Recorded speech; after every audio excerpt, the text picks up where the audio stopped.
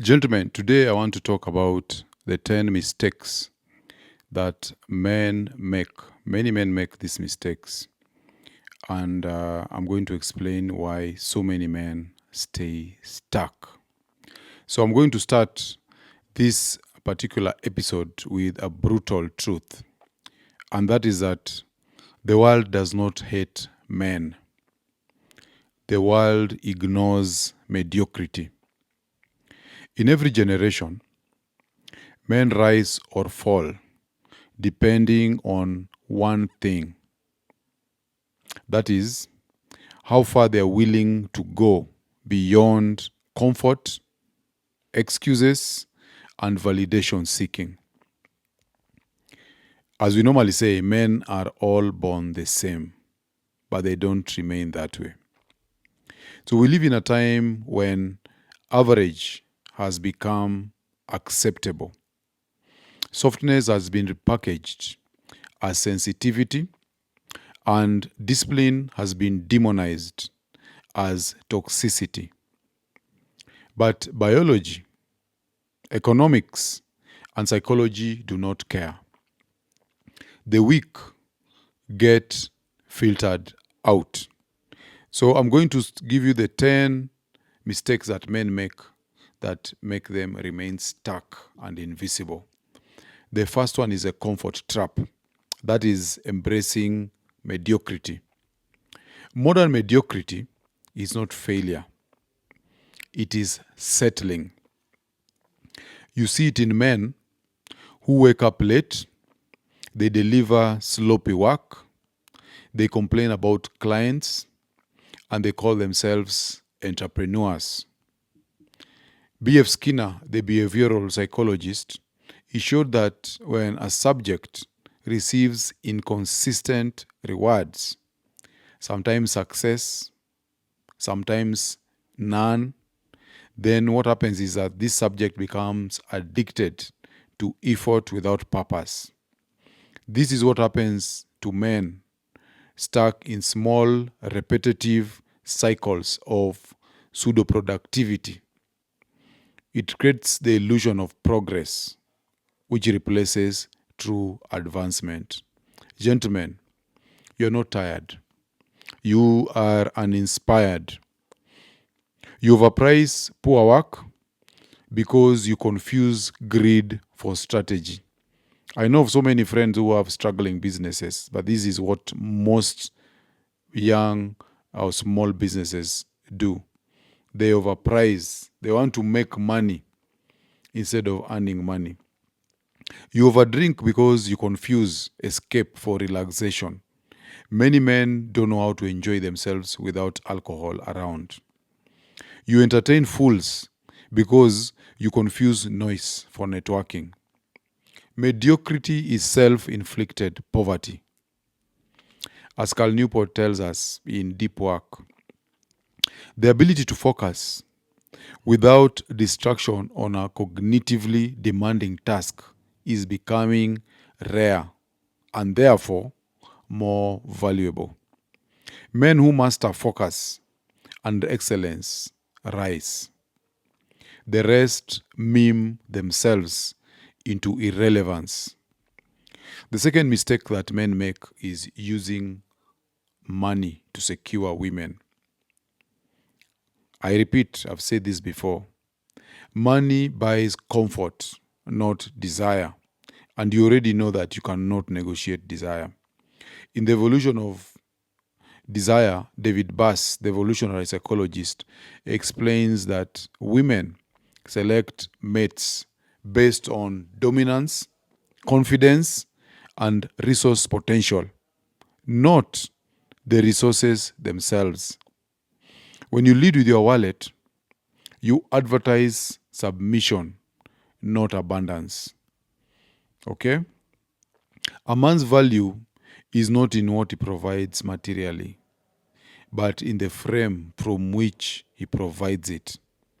Many modern women have weaponized male scarcity. They will tell you 10,000 is nothing, not because of the amount, but because they want to test your self-respect.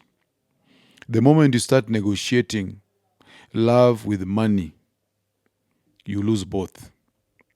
So stop financing disrespect, gentlemen. Desire cannot be purchased. It must be earned through masculine polarity. If she's ungrateful, disengage. If she mocks your effort, leave.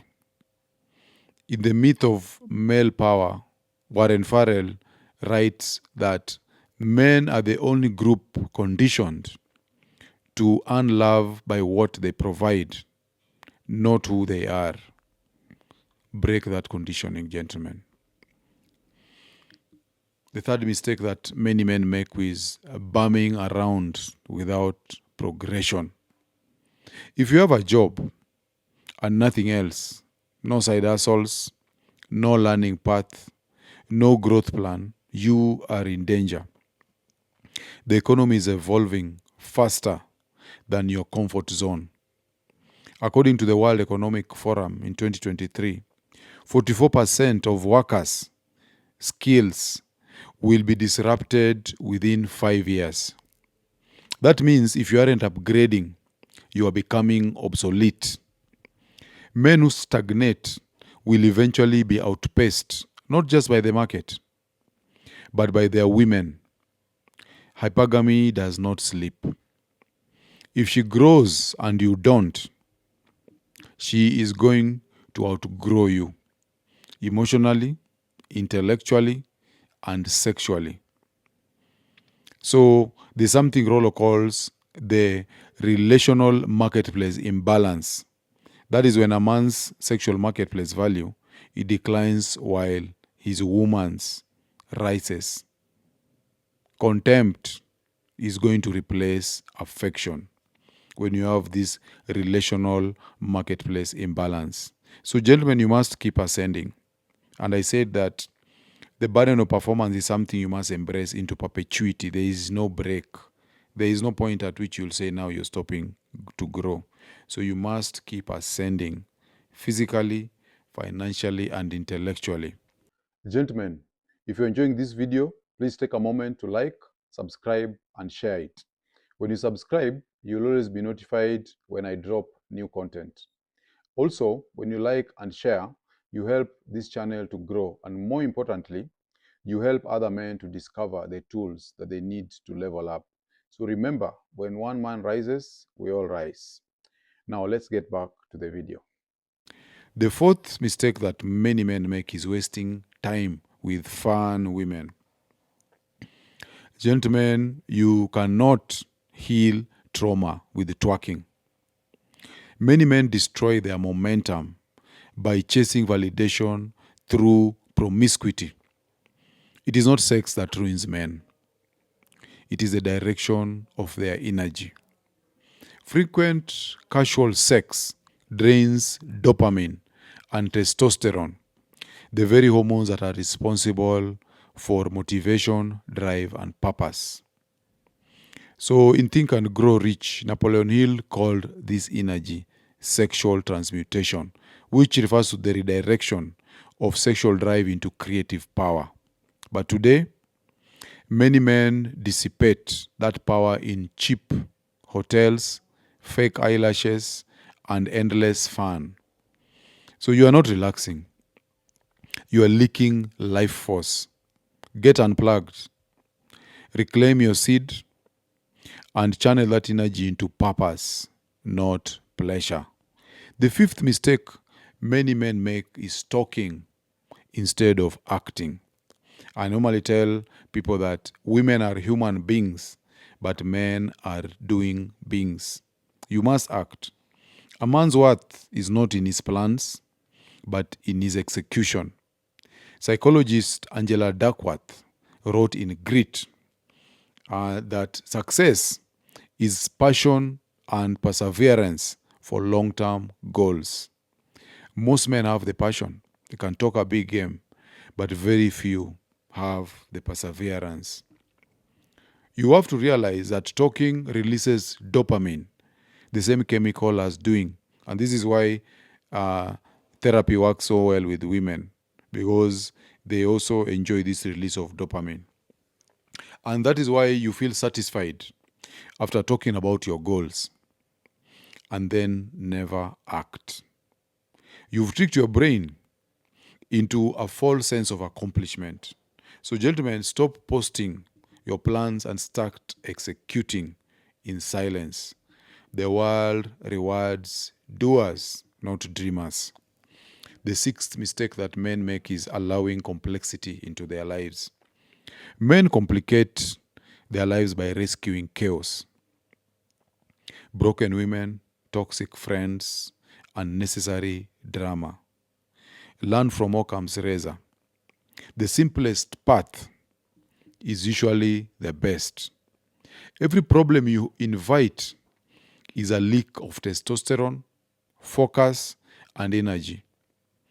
Robert Sapolsky, who is a neuroscientist, he writes in Why Zebras Don't Get Ulcers that chronic stress kills ambition by raising cortisol and lowering testosterone. So when you entertain chaos, you are chemically castrating yourself. Stay simple. Stay sharp. Walk away from madness. You're not Jesus. And even Jesus himself, he got crucified for trying to save everyone. The seventh mistake that most men make is letting their ego lead them. Ego is the enemy of progress. Many men quit the gym when they realize that they don't see any results after a month. They expect these quick results. And if they don't get, they quit. You basically abandon businesses after a few losses. Many guys cannot stick through until they reach profitability. You start a business, you get a few losses, you quit. You cannot stand obscurity, yet every master becomes in silence. Many of you cannot just sit and work in silence until you can no longer be ignored. You want to be noticed to be working. Ego is the enemy. Ryan Holiday says that ego inhibits true learning. It makes us less willing to be a student. And remember, we normally say, when the student is ready, the teacher will emerge. So be humble enough to grind in silence. Be patient enough to build something that outlasts you. Outcome independence is the true sign of masculine maturity. So, gentlemen, you need to fall in love with the process, not just the applause. The eighth mistake that many men make is allowing family and old friends to define them. Your bloodline is not your destiny. Like they say, you cannot control how your life started, but you can control how it will end. Most men remain trapped in the emotional blackmail of family expectations and childhood familiarity. Sociologist Pierre Bourdieu calls this habitus, the internalized norms that keep you reproducing your social class. If you stay in the ghetto because your family says, don't forget where you come from, you are not loyal. You are enslaved. Sometimes growth means exile. Many times, in order to elevate, you must separate yourself. Sometimes masculinity requires leaving the village to build the empire. The ninth mistake that many men make is listening to limited people. Most people project their ceilings onto you. When you ask small minds for big advice, don't be shocked when they hand you small answers. In behavioral economics, this is called anchoring bias. This is because people base their experiences on their own limitations. You ask for 30K because someone told you that's realistic. But realism is just often fear in formal language. It reminds me when I was very young, my second job, I was called for an interview and I asked a colleague how much I should earn as a salary, how much I should ask for the salary. At the time I was earning 14,000. I think it was 14 or 16. So this guy told me, don't ask for more than 30K, because anything beyond that will be too high. You may actually lose your chances because you're too ambitious. When I went there, I asked for 33,000 because I wanted to leave room for negotiation. So they gave me the 33,000 direct. They only asked me, why 33, why not 35 or 40? And then I told them I just like 33. After I'd worked in that place for about 2-3 months, I realized the people I was doing the same tasks with, same experience, they were being paid 75,000, and I was very frustrated. So be careful who you listen to. Henry Ford said that whether you think you can or you can't, you're right. So gentlemen, set yourself audacious goals. Shock your bloodline. We normally say if your dreams don't scare you, then you're not dreaming hard enough. The 10th mistake many men make is the lack of self-belief. This is a silent cancer of masculinity. A man who doubts himself becomes addicted to watching other men win. He numbs himself with alcohol, pornography, and cheap validation because reality feels heavier than his will. And neuropsychology confirms this. It tells us that chronic self-doubt suppresses dopamine, cripples motivation and creative vision. This is in Nature Neuroscience 2014 by Phelps. And that is why mediocrity feels safe. It is chemically reinforced by your own fear. But men who truly believe, they release the hormones of conquest. Testosterone and dopamine surge when you take decisive action. I'm going to talk about the feedback loop between dopamine and testosterone in the video about sexual transmutation. So that is a biology of faith. Okay? When you truly believe, the body releases the hormones of conquest. That is testosterone and dopamine. You are not made to consume, gentlemen. You are made to create, to build, to lead, and to conquer. So set yourself right. So in closing, gentlemen, I'm going to remind you that mediocrity is not a destiny. It is a decision. You can remain stuck in cycles of comfort, complaint, and compromise, or you can become the kind of man who builds, who leads, and who inspires. The red pill is not about women. It's about awakening. Excellence is your natural state. Mediocrity is the illusion. And that's why we say you need to commit yourself to excellence. So I ask you, which mistake among these are you guilty of right now as you watch this video? Which comfort zone are you ready to bury? Drop your thoughts below and let's talk man to man. It's time to get unplugged. And I'll see you on the next one.